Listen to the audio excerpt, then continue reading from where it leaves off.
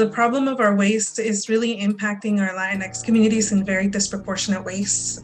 We are more likely to have landfills, incinerators, and underdeveloped waste management districts in our communities. These facilities are polluting our air and releasing toxins that are harming our overall health. This is happening not just here in the US, but also in the global South and our Latin American countries. And this includes plastic pollution at a very high rate. Some of the pollutants that we are seeing in lakes and rivers are coming from a lot of fossil fuel production. Fracking is a really huge thing in contaminating our waters. Nutrients are also contaminating our waters. A lot of it's coming from agriculture and the pesticides that are being used there as well.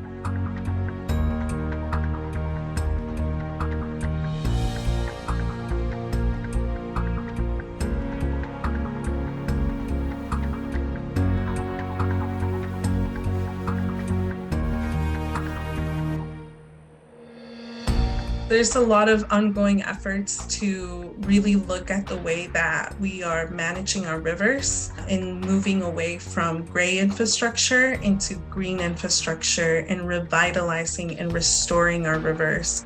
But the number one issue with those types of efforts is that they take time and it's going to take a lot of funding. 80% of Latinos live in areas that have high exposure to air pollutants. So that's soot.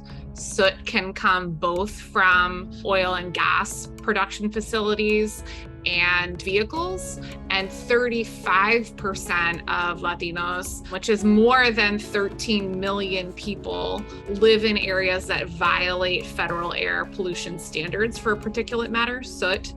That's a huge impact on health of the people living in those communities, and that can manifest in many different ways. This is essentially an epidemic that affects not only quality of life, but length of life in Latino communities. 2 million people in the US alone are lacking access to clean water.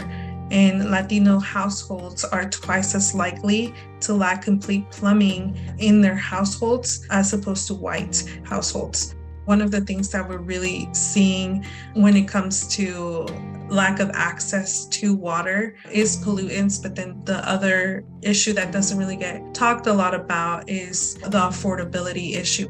Investment in our water infrastructure is going to be really integral, but also in water affordability programs. Only about a third of Latinos live within walking distance to a park. And so that means that 2/3 of the Latino population in the United States would ironically have to drive to a park, which in most cases would just contribute to the existing pollution emissions in their communities.